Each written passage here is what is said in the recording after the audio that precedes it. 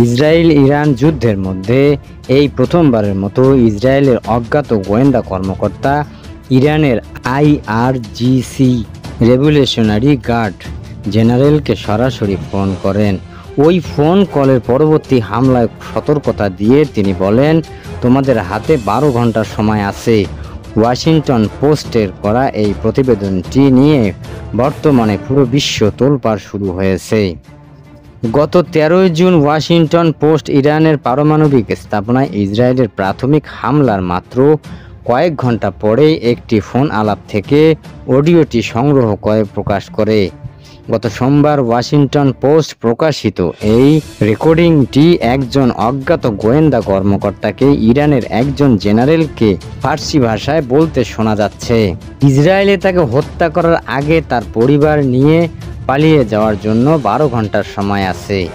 Israel ওই অজ্ঞাত গোয়েন্দাকে phone কলে শুনতে শোনা যায়। তিনি বলেন, আমি তোমার জন্য কিছু পরামর্শ দিচ্ছি। আমি তোমাকে এখনই পরামর্শ দিতে পারি, তোমার স্ত্রী ও সন্তানকে নিয়ে পালানোর জন্য 12 ঘন্টার সময় আছে। অন্যথায় তুমি এখনই আমাদের তালিকায় আসো। আমরা তোমার নিজের ঘাড়ের শিরার চেয়েও তোমার কাছে। এটা তোমার মাথায় গেঁথে রাখো। ঈশ্বর তোমাকে রক্ষা করুক। ইরানি জেনারেলকে প্রতি উত্তরে তেমন কিছুই বলতে শোনা যায়নি। শুধু বলেন, আমার কি করা উচিত। ইসরায়েলি গোয়েন্দা কর্মকর্তা তখন বলেন, তোমার কাছে 12 ঘন্টার সময় আছে। এটা ভিডিও বানিয়ে বলতে হবে। একটা ভিডিও বানিয়ে বলতে হবে, আমরা এই সরকার থেকে সরে এসেছি। আর যারা 46 বছর ধরে আমাদের দেশকে ধ্বংস করছে তাদের জন্য আমরা আমাদের জীবন উৎসর্গ করতে রাজি নই। তারা কেবল হত্যা করছে, চুরি করেছে। তারা কেবল এই দেশের শিশুদের টুকরো টুকরো করছে। ইরানি জেনারেল এই ভিডিও কিভাবে পাঠাবেন জানতে চাইলে ইসরায়েলি গোয়েন্দা কর্মকর্তা বলেন, আমি তোমাকে একটি টেলিগ্রাম আইডি পাঠাবো। আমি এখনই SMS করব।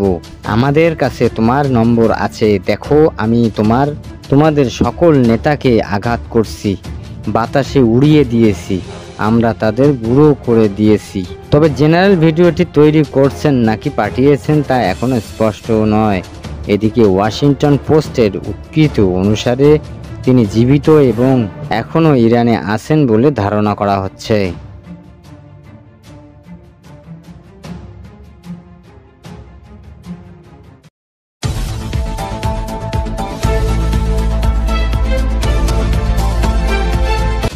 জাতিসংঘের পরমাণু পর্যবেক্ষণ সংস্থা IAEA এর সঙ্গে সহযোগিতা স্থগিত করতে একটি বিল পাশ করেছেন ইরানের সংসদ। বিলে বলা হয়েছে, জাতীয় নিরাপত্তার নিশ্চয়তা ছাড়া কোনো পরিদর্শক ইরানের পারমাণবিক স্থাপনায় প্রবেশ করতে পারবে না। আলেমি আরও জানায়, সাধারণ ও নির্দিষ্ট উভয় ধারায় বিলটি অনুমোদন পেয়েছে। একই সঙ্গে এই আইনের লঙ্ঘন করে IAEA কর্মীদের প্রবেশের অনুমতি দিলে সংশ্লিষ্ট ব্যক্তিদের বিরুদ্ধে শাস্তিমূলক ব্যবস্থা নেওয়ার বিধান রাখা হয়েছে। এই বিলের আওতায় কেবল সুরক্ষা চুক্তিভিত্তিক সহযোগিতা নয়, বরং সংস্থাটির সঙ্গে সব ধরনের পারমাণবিক সহযোগিতা স্থগিত করা হবে বলে জানান সালামি। পার্লামেন্ট স্পিকার মোহাম্মদ বাঘের গালিবাফ বলেন, IAEA ইসরায়েলের এই সংস্থা যুক্তরাষ্ট্রের দ্বারা পরিচালিত ইরানের পারমাণবিক স্থাপনাগুলোর উপর হামলার নিন্দা করতে ব্যর্থ হয়েছে। এর মাধ্যমে সংস্থাটি নিজেদের আন্তর্জাতিক গ্রহণযোগ্যতা নিলামে তুলে নিয়েছে। সংবাদ সংস্থা জেহের জানান, বিলটির পক্ষে ভোট দেন মোট 221 জন সংসদ সদস্য। বিরোধিতা করেননি কেউই। একজন সংসদ সদস্য কেবল বিরোধিতায় ছিলেন। তবে এই বিলের বাস্তবায়নে এখনও জাতীয় নিরাপত্তা পরিষদের উপর নির্ভর করছে। সংসদের সিদ্ধান্ত অনুযায়ী চূড়ান্ত অনুমোদন কার্যকরের পদক্ষেপ নিতে হবে এই সর্বোচ্চ নিরাপত্তা সংস্থাকে। এই বিল পাশের মধ্য দিয়ে পারমাণবিক ইস্যুতে আন্তর্জাতিক সম্প্রদায়ের সঙ্গে ইরানের টানাপোড়েন আরও জটিল আকার দিতে পারে বলে ধারণার বিশ্লেষণদের।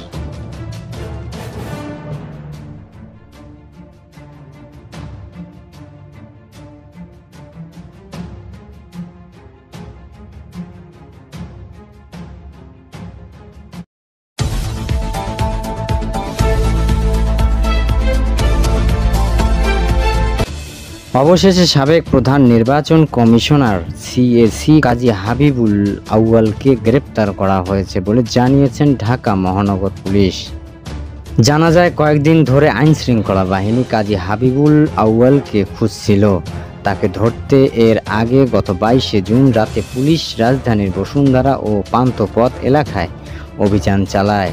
ওই দিন সন্ধ্যায় সাবেক সিএসি নুরুল হুদাকে তার উত্তরার বাসা থেকে একদল উচ্ছৃঙ্খল জনতা আটকের পর হেনস্থা করে। তার গলায় জুতার মালা পরানো হয় এবং জুতা দিয়ে মারধর করা হয়।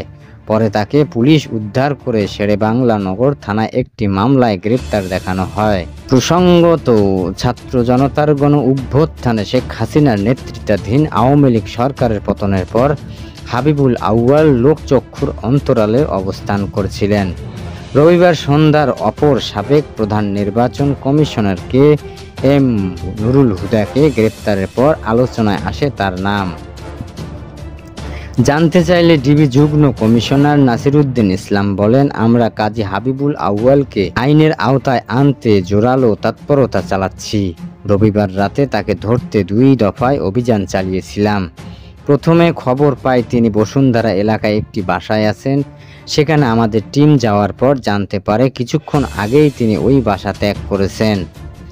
2024 সালের নির্বাচনের পর আমি ডামিনি ভোট উপাধি পাই কাজী হাবিবুল আউয়ালের নেতৃত্বাধীন তৎকালীন কমিশন। ওই কমিশনের বেশিরভাগ কার্যক্রমেই ছিল বিতর্কিত। আওয়ামী লীগ আমলের অনুষ্ঠিত তিনটি জাতীয় নির্বাচন অনিয়ম কারচুপির অভিযোগে সাবেক প্রধানমন্ত্রী শেখ হাসিনা ও সাবেক 3 প্রধান নির্বাচন কমিশন সহ কমিশন সদস্যদের আসামি করে রবিবার মামলা করেন বিএমপি। মামলায় মোট 24 জনকে আসামি করা হয়েছে। এর মধ্যে আছেন সাবেক স্বরাষ্ট্রমন্ত্রী আসাদুজ্জামান খান কামাল ও পুলিশের সাবেক 4 জন আইজিও। নুরুল হুদা ও হাবিবুল আউয়ালের নেতৃত্বাধীন কমিশন ছাড়াও কাজী রাকিবউদ্দিন আহমেদ ও তার নেতৃত্বাধীন কমিশন সদস্যদের মামলায় আসামি করা হয়।